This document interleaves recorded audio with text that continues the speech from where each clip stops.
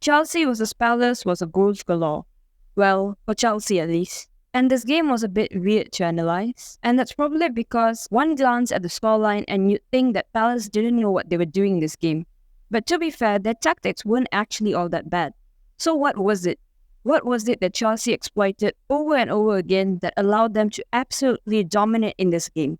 Now in lineup, Chelsea lined up in a 4-1-4-1, and honestly this is the first time I'm seeing Chelsea use this formation since the preseason. Normally they line up in a 4-2-3-1, with Nuskan acting as the holding midfielder and Aaron Cuthbert acting as the box-to-box midfielder.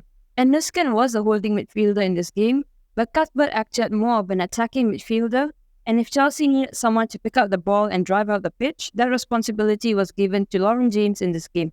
Now Palace, on the other hand, lined up in a very conservative 5-4-1, and they also pretty much stick with this throughout the entire game, especially in defense.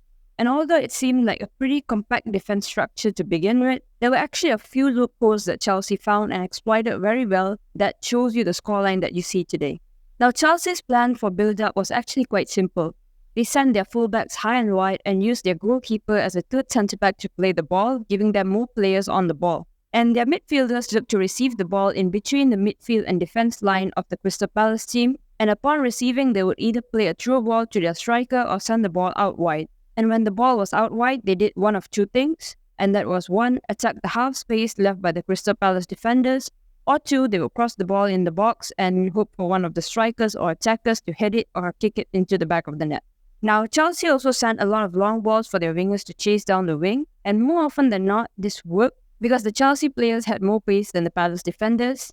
And honestly, that's actually about it for the Chelsea's build-up. But to understand why this worked so well, we actually need to talk about Palace. Now, Palace in build-up were not looking to build from the back at all. Their goalkeeper sent long balls during the goal kicks, and the moment the ball moved to one of their fullbacks, they would send it long for a foot chase on the other end of the field. And to be fair, they did have their fair share of chances, but they just could not find the back of the net. But what's more important than them being on the ball is actually what they did off the ball. And honestly, tactically, they were actually quite disciplined, and they stayed in their formation for most of the part. But what set them apart from Chelsea was the fact that while Chelsea were playing the game, Palace actually got sucked into the game. Now you see, Palace was so focused on not letting each individual Chelsea player or the player with the ball to pass through the lines that they would leave acres of space for the other players to exploit. And honestly, you could see this happening over and over again in the game, and Chelsea would attack towards one side, Palace would fill that area with players, and because they don't win that ball in the area with so many players there, when Chelsea switched the play to the other side, they were able to attack with acres of space and no one to cover them.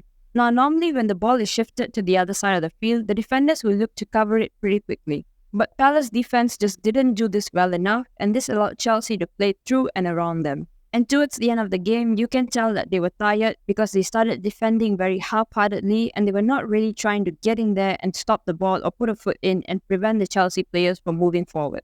Now, I do understand that Palace are new to the WSL and they're just coming out of the championship, but they need to adapt to the physicality and the speed of play quickly if they don't want to get relegated at the end of the season.